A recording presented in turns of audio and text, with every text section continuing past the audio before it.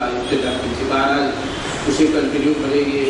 تو اللہ محترم ومن الناس من یقول آمنا باللہ وبالیوم الآخر وما هم بمؤمنین.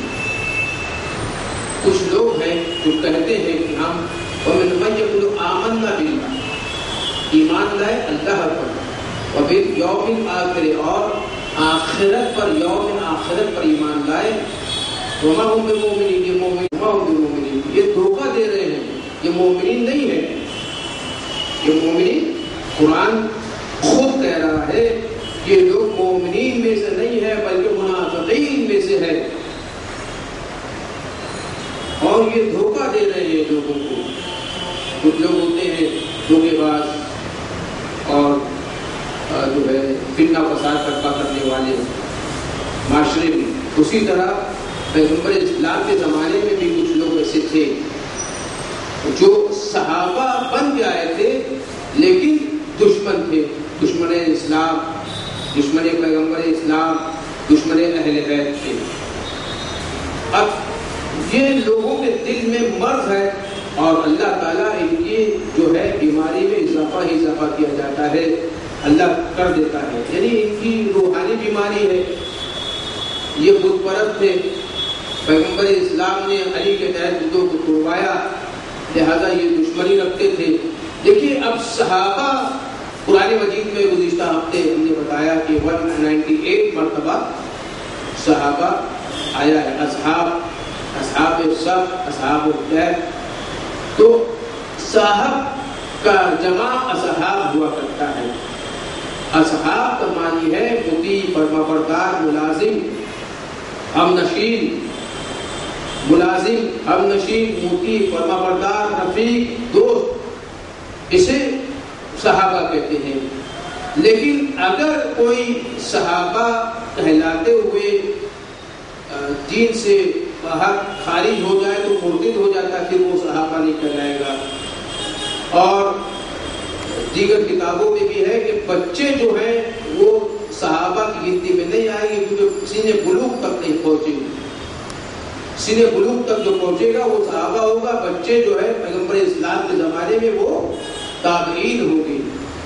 یعنی یہ بات سمجھ میں آتی ہے حضرات محترم کہ سید بخاری یہ فرماتے ہیں کہ جس نے بھی پیغمبر اسلام کو دیکھا اور ان کے صحبت میں رہے اسے صحابہ کہتے ہیں.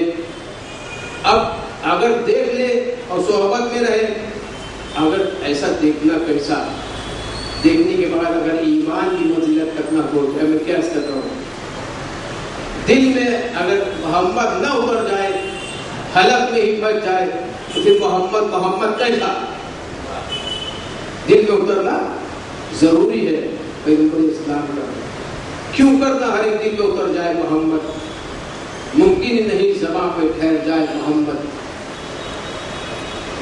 کیوں کرنا ہر ایک دل میں اتر جائے محمد؟ ممکن ہی نہیں لب پر ٹھہر جائے محمد. اس وقت محمد کی شفاؤں کا اثر دے جب 14 ستاروں میں بکھر جائے محمد. نعرے حیدری. تو عزیز محترم کے ایمان لانا بھی ہے.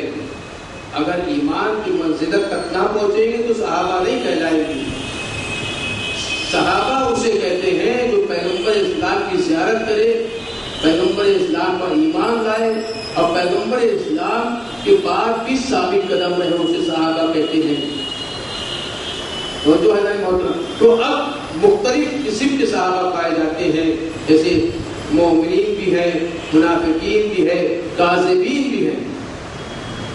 یعنی پیغمبر اسلام کو جنہوں نے مارنے کی کوشش کی وہ منافقین میں سے ہے. جنہوں نے شک کیا پیغمبر اسلام پہ وہ منافقین میں سے ہیں. جو پیغمبر اسلام کو کلمہ دعوت نہیں دیا جنہوں نے وہ بھی، انہوں نے پوری قوم اسلامیہ کو جو ہے متفرق کر دیا. ایک صحیح راستے پہ جانے والی امت کو بکھرا کے رکھ دیا. اگر قلم و کاغذ مل جاتا تو پیغمبر اسلام لکھ دیتے کہ میرے بعد علی بلا فضل ہے، قرآن اور اہل بیت بس پوری امت رائے راست پہ آ جاتی، لیکن ایک نے جو ہے پوری امت کو گمراہ کر کے رکھ دیا اور پیغمبر اسلام کو لکھنے سے جو ہے قلم و دعوت دینے سے انکار کر دیا۔ میں کہوں گا اگر پیغمبر اسلام کوئی مانگے کوئی چیز تو پیغمبر اسلام کو دینا چاہیے کہ نہیں چاہیے، اقرار کرنا چاہیے، بلکہ انکار کر کے اس نے ثابت کر دیا کہ وہ پیغمبر اسلام کے زمانے کا منافق ہے اور بات میں خطرناک ہو گیا۔ لیکن ایک بہترین سرکار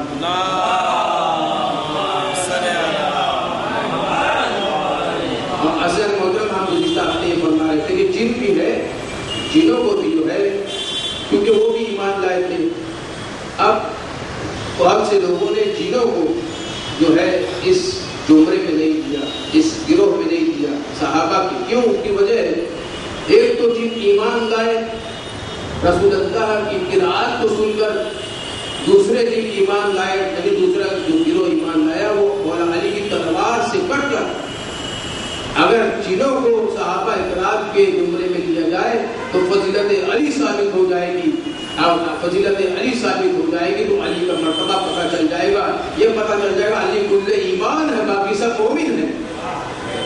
اس کی وجہ سے بھی جو ہے گمراہی کا راستہ اختیار کیا گیا اور حق کا راستہ چھوڑ دیا گیا، حالانکہ حق مولا علی ہے۔ اب تاریخ نویسی ہوئی، تاریخ اور حدیث نگاری ہوئی۔ تاریخ نویسی خلیفاؤں کے زمانے میں لکھی گئی اور حدیث نگاری ہوئی وہ امیر شام کے زمانے میں۔ آپ کو پتا ہے کہ شیخین کے زمانے میں جو ہے حدیث لوگ لکھ نہیں سکتے تھے، پابندی لگا دی تھی، اور امیر شام کے زمانے میں حدیث کا سلسلہ شروع ہوا۔ اب اس میں سے کون سی حدیث صحیح ہے کون سی غلط ہے کیسے پتا چلے؟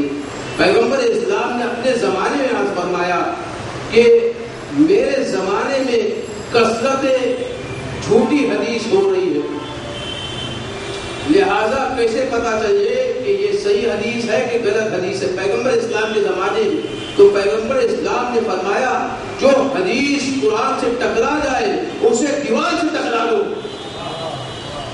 اور جو حدیث قرآن سے مل جائے اسے اپنا لو۔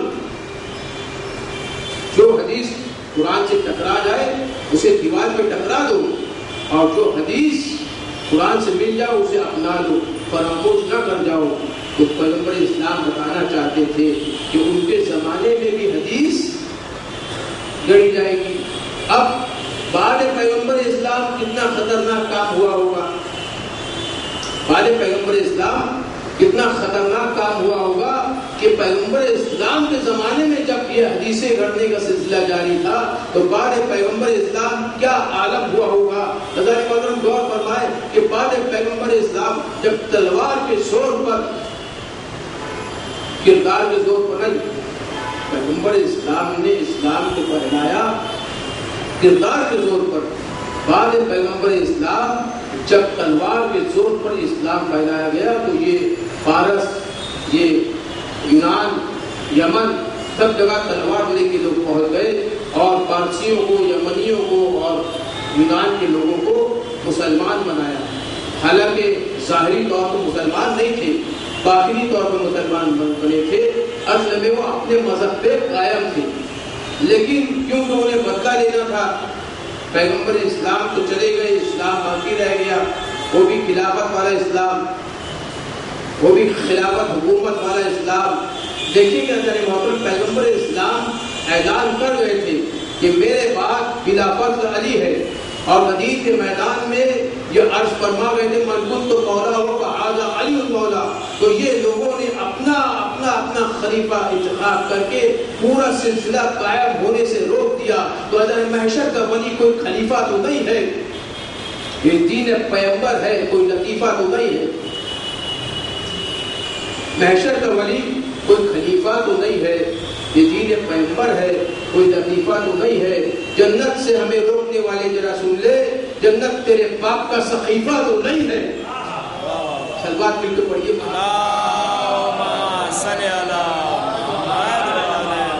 تو بعد پیغمبر اسلام ان لوگوں نے اسلام پھیلایا تلوار کے زور پر۔ جب فارس کے لوگ اور یونان کے لوگ اور دیگر علاقے کے لوگ تلوار کے زور پر اسلام قبول کرتے ہیں تو یہ وہ تلوار کے صدمے کا بدلہ لیتے ہیں. جو صدمہ تلوار کے ذریعے لگا اس کا بدلہ انہوں نے قلم کے ذریعے لیا. توجہ فرمائے جو بدلہ یعنی صدمہ انہیں لگا تلوار کے ذریعے اس کا بدلہ انہوں نے قلم کے ذریعے دیا. کس طرح؟ یہودی، فارسی، یونان اور فارس میں بہت ذخیرہ تھا علم کا. وہ ذخیرہ یہاں پہ منتقل ہو گیا. کہاں پر؟ عربی زبان میں. اور ابو ہریرہ جیسے صحابہ آپ تو جانتے ہیں کہ حضرت عمر نے ابو ہریرہ کو بہت مارا تھا کوڑے سے اور خون بہا تھا. کیونکہ یہ حدیثیں گڑا کرتے تھے، اسی لیے انہیں مارا گیا تھا. اب جو ہے کعب بن احوار نام کا یہودی جو مسلمان ہوا تھا اس نے غلط عقیدے کی باتیں یہاں پہ شروع کر دی. اور یہ عقیدہ ایسا تھا کہ اللہ ظالم ہے معاذ اللہ، یعنی کہ اگر کوئی گناہ کرتا ہے تو وہ بھی اللہ کی جانب سے، اور کوئی ثواب کا کام کرتا ہے وہ بھی اللہ کی جانب سے نیک کام کرتا ہے. تو جو ہے ذرا محترم، اگر کوئی شراب پی رہا ہے معاذ اللہ تو اللہ اس سے راضی ہے اسی لیے شراب پی رہا ہے. کوئی چوری کر رہا ہے تو اللہ اس سے راضی ہے تو چوری کر رہا ہے. کوئی اگر قتل کر رہا ہے تو اللہ کی مرضی سے کر رہا ہے. اور اگر کوئی بیوہ کو کھانا کھلا رہا ہے، یتیم کو پال رہا ہے اور قرآن مجید کی تلاوت کر رہا ہے اور بعد نماز قرآن مسجد میں جا رہا ہے تو وہ بھی اللہ کی جانب سے. یعنی کہ عدل اور ظلم ایک ساتھ، جبکہ قرآن مجید آواز دیتا ہے کہ اللہ تعالیٰ کسی کو ظلم نہیں کرتا بلکہ اپنے نفسوں کی کرتوتیں انہیں ظلم پر آمادہ کر دیتی ہیں. اپنی جو کرتوتیں ہیں، ہمارا جو عمل ہے جو اچھا عمل نہیں ہے وہ ہم کو غلط راستے پہ جانے پر مجبور کر دیتا ہے. اب دیکھیے حضرت محترم، یہ غلط فہمی اسلام میں آتی گئی اور یہ بھی کہا گیا کہ اللہ جو ہے اللہ کے ہاتھ ہے، اللہ کے پیر ہے. اللہ پیغمبروں کو بھی جہنم میں ڈال دے گا اور فاسقوں کو بھی جنت میں داخل کر دے گا. اللہ اکبر. اللہ تعالیٰ معاذ اللہ پیغمبروں کو دوزخ میں اور فاسقوں کو جنت میں. اللہ جو ہے کشتی لڑتا ہے پیغمبروں سے، اور اللہ جب زخمی ہو جاتا ہے تو پھر آرام کرتا ہے معاذ اللہ. اللہ کے ہاتھ ہے، اللہ کے پیر ہے، یہ غلط عقیدہ. کیونکہ ان کو تلوار کے زور پر اسلام قبول کرنے پر مجبور کیا گیا تو انہوں نے غلط عقیدہ پیش کیا. غلط باتیں ابو ہریرہ اور دوسرے صحابہ کے ذریعے سے عمل میں لائی، کیونکہ یہ لوگ بچانا چاہتے تھے بنی امیہ اور بنی عباس کے بادشاہوں کو، جن کا کردار بد کردار تھا، جن کا عمل دا عمل تھا، جن کا علم ہی نہیں تھا. اب سمجھ میں آیا؟ یہ لوگ لکھتے ہیں علم والے صحابہ اور جاہل صحابہ ایک برابر، ظالم صحابہ اور عادل صحابہ ایک برابر، قاتل صحابہ اور ساہوکار صحابہ ایک برابر. ارے حیدر کرار اور فرار صحابہ ایک برابر، اسلام لانے والے اور استسلام لانے والے ایک برابر کیسے ہو سکتے ہیں؟ ہمارے محترم، پتا چلا گورا گورا ہوا کرتا ہے، کالا کالا ہوا کرتا ہے. سلمان پر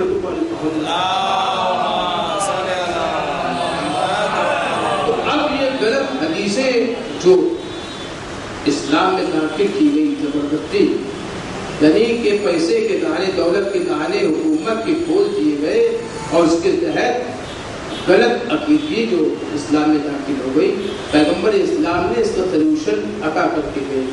پیغمبر اسلام نے فرمایا کہ فلٹر ہوتا ہے، جیسے فلٹر پلانٹ، پانی کو فلٹر ہم کرتے ہیں تو اس میں سے جراثیم مر جاتے ہیں، اسی طرح فلٹر پلانٹ جو ہے ان حدیثوں کا اور ان غلط تاریخ کا یہ ہے کہ قرآن مجید، قرآن کی آیتیں سب سے پہلا فلٹر پلانٹ ہے.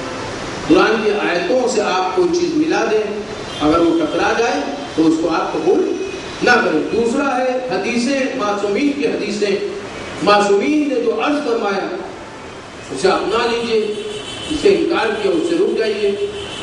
اور تیسری عقل ہے، ہماری عقل۔ عقل کیا کہتی ہے، منطق کیا کہتی ہے، فلسفہ کیا کہتا ہے؟ عقل قرآن مجید میں حجت کا درجہ قرآن نے عقل کو دیا ہے۔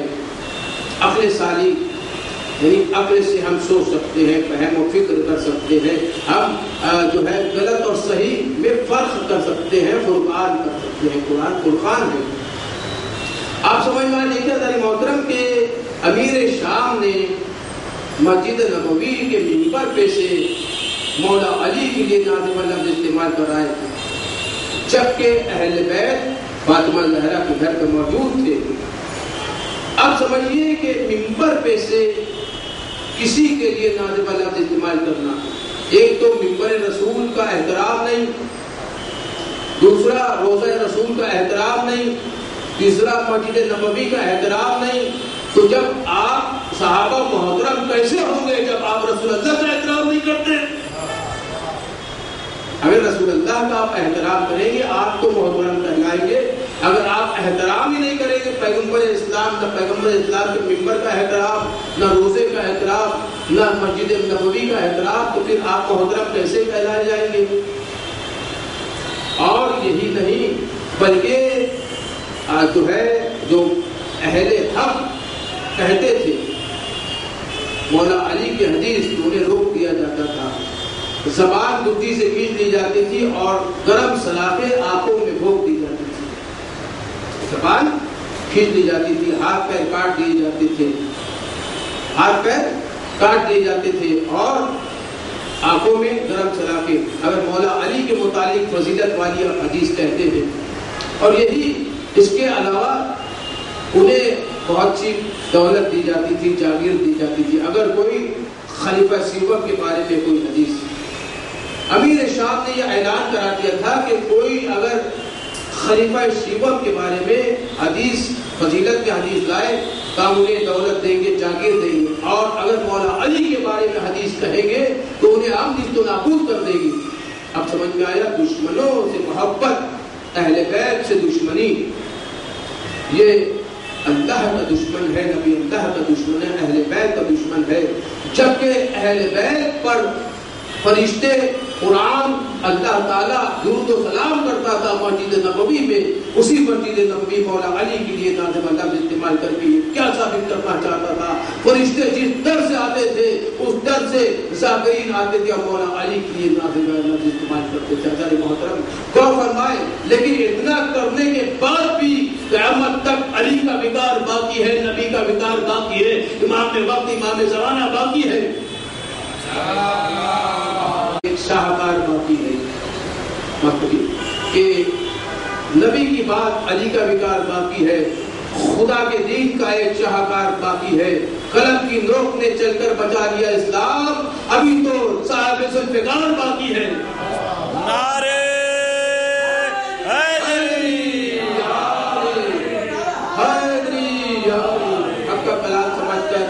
خدا کا انعام سمجھ کر، ورد صبح شام سمجھ کر، اپنا کام سمجھ کر، بلا کا چاند سمجھ کر، درود و سلام سمجھ کر بلند آواز کے ساتھ نعرہ حیدری حیدری، پھر ایک بہترین سلوات کریں۔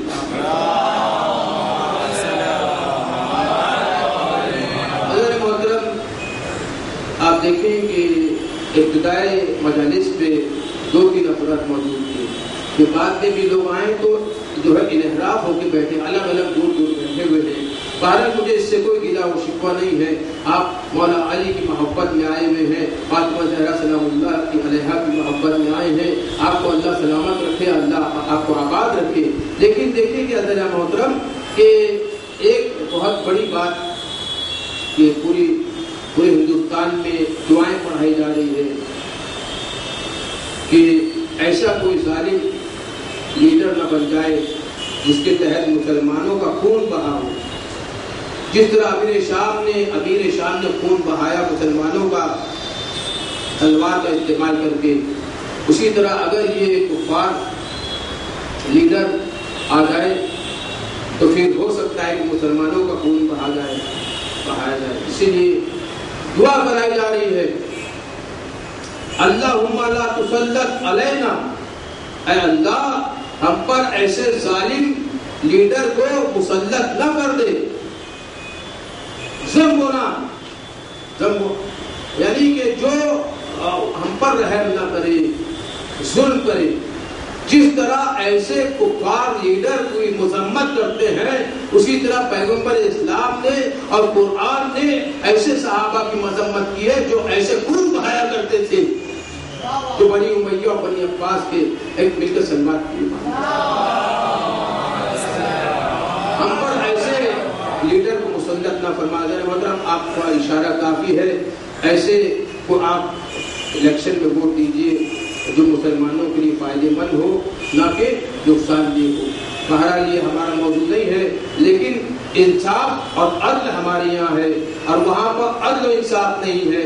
ہم نے جو عرض کیا یہودی عقیدہ جو آیا ہے اسلام میں، اس میں یہی فرق ہے کہ عدالت نہیں ہے، ظلم بھی اللہ کی جانب سے، عدل بھی اللہ کی جانب سے. یعنی اللہ عادل نہیں ہے ایسا یہ ثابت کرتا ہے، اور امامت نہیں ہے. اب یہودیوں کا عقیدہ کچھ لوگوں نے لے لیا تو اب اصول دین کے توحید، نبوت اور قیامت یہی ان کے پاس ہے، لیکن شیعہ عقیدہ ہے ان کے پاس ہے توحید، عدل، نبوت، امامت، قیامت. اب امامت میں بلا فضل محمد کے علی آئے گا. میں کیا بتاؤں، محمد کے بعد آئے گا تو علی آئے گا، اللہ کا ولی آئے گا. محمد کے بعد آئے گا تو علی آئے گا، اللہ کا ولی آئے گا. پھر امام زمانہ تکمیل کے سلوات پڑھی. اگر محترم کے لوگ تھوڑے تھوڑے آتے ہیں تو پھر جو ہے ایک ڈسٹربنس بھی ہوتا ہے. بہرحال تو ہے آپ لوگ ایک ساتھ آیا کریں تو بہتر ہوگا. یہ رسول اللہ کا گھرانہ آباد تھا، کھیلتا کودتا، پلتا پھولتا کھیلتا، بچے کھیلتے تھے، آباد تھا گھرانہ. بہترین جو ہے ایک ماحول تھا مدینے میں. لیکن رفتہ رفتہ جب پیغمبر اسلام رحلت فرما گئے تو فاطمہ زہرا وہ فاطمہ زہرا نہیں ہوئی. بی بی زہرا روزہ رسول پہ آ کے گریہ فرماتی، ماتم فرماتی. اگر کوئی مر جاتا ہے تو لوگ آتے ہیں اور تسلی دیتے ہیں کہ آپ نہ روئیے، آپ نہ روئیے. لیکن بی بی زہرا کو تسلی ادھر دی گئی بلکہ ستایا گیا، پریشان کیا گیا. ہم کہیں گے بی بی زہرا آپ کو کوئی تماچا نہیں مارتا تھا جب آپ کا غم بابا کا غم بناتی تھی، آپ جا کے جنت البقیع میں گریہ فرماتی تھی. لیکن ہائے کربلا میں ایک چھوٹی سی بچی تھی، مولا حسین کی بچی سکینہ، جب آواز بلند گریہ فرماتی تھی تو شمر تماچے مارتا، گوش مارے لوٹتا تھا. ہاں عزیزو، پیغمبر اسلام کی رحلت ہوئی. فاطمہ زہرا ویسی فاطمہ نہیں رہی، کیونکہ بی بی زہرا کی پسلیاں ٹوٹ گئی. بی بی زہرا دعاؤں کے لیے ہاتھ نہیں اٹھا پاتی تھی. اتنی تکلیف دی گئی ہے، دختر رسول کو، جناب بطول کو اتنا ستایا گیا ہے. آپ دیکھیے کہ اس کے بعد بی بی زہرا شہید ہو گئی اور بی بی زہرا نے بھی وصیت کی کہ ہمارا جنازہ رات کے اندھیرے میں اٹھانا. میں کہوں گا اللہ اللہ، 18 برس کی نبی اللہ کی بیٹی کا جنازہ رات کے اندھیرے میں، اور کچھ تھوڑے سے صحابیوں نے اٹھایا، لوگ تمام صحابی نہیں تھے، اور منع کیا تھا بی بی زہرا نے. اس کے بعد امام حسن علیہ السلام بھی شہید ہو گئے. امام حسن علیہ السلام کے جنازے کو جب لے کے آیا گیا روزہ رسول کے پاس تو جنازے پہ تیروں کی بارش ہو گئی. میں کہوں گا سفید کفن امام حسن کا لہو ہار ہو گیا. جب گھر پر آیا ہے تو شہزادی زینب عباس علمدار سے لپٹ کر رونے لگی. بھیا عباس، میرا بھائی حسن کا جنازہ واپس لوٹ کے آیا ہے، یہ غربت حسن ہے. حسن علیہ السلام کی غربت کیا تھی؟ کوئی غریب سے غریب ہو، لیکن اگر جنازہ اٹھتا ہے تو قبرستان میں جا کے دفن کر دیا جاتا ہے. لیکن یہ امام حسن کا جنازہ ہے جو روضہ رسول تک تو گیا، لیکن خون جو ہے تیروں کی بارش اتنی ہوئی کہ جو ہے کفن خون میں نہا کر واپس گھر پہ آیا. بی بی زینب لپٹ کر رونے لگی, ام کلثوم گریہ کرنے لگی, عباس علمدار تسلی دینے لگے. عزیزانو, اس کے بعد کربلا کی سرزمین ہے. اب کربلا کی سرزمین پر کیا ہوا تھا عزیزانو؟ کربلا کی سرزمین امام حسن کا جنازے پہ تیر تھا اور ایک حسین علیہ السلام تھے جن کا جنازہ تیروں پر تھا. بی بی زہرا فرماتی ہیں میرے حسین پر اس طرح نہ گریہ کرنا, اس طرح نہ ماتم کرنا, تقلب کر کے ماتم نہ کرنا, اس طرح رونا جیسے بوڑھی ماں جوان بیٹے ماتم کرتی ہے. کیونکہ میں نے حسین کو چکی پیس پیس کر پالا ہے. میرا حسین بھوکا نہ رہ جائے, میرا حسین پیاسا نہ رہ جائے. ہم کہیں آئیے بی بی زہرا, آئیے یا زہرا, یا زہرا, یا زہرا, ارے کربلا کے سرزمین میں آئیے. تمہارا حسین بھوکا پیاسا یزیدی خنجر چل رہا ہے, شبر خنجر چلا رہا ہے. پسے پوچھ سے مولا حسین کو شہید کیا گیا. عزیزو, آپ کو پتا ہے آقا حسین کی ایک بیٹی تھی جسے آپ سکینہ کہتے ہیں. ہم نے ابھی بی بی زہرا کا تذکرہ کیا. بی بی زہرا جنگ البقیع میں جا کے ماتم کرتی تھی, گریہ کرتی تھی. صبت علیہ مصائب لو انہا, صبت علیہ سن لیالیا.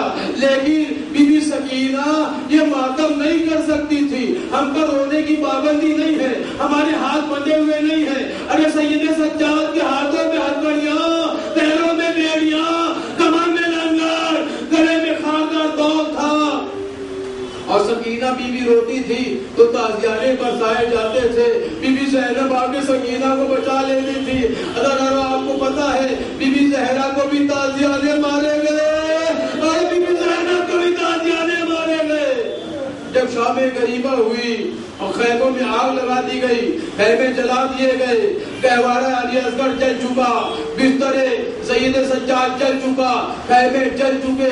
ایک مرتبہ اندھیرا تھا, ویرانہ تھا, سناٹا تھا. شہزادی زینب اکیلی رہ گئی تھی. ام کلثوم سے کہا بچوں کو گینیے. بچے کو گینا گیا تو سکینہ نہیں تھی.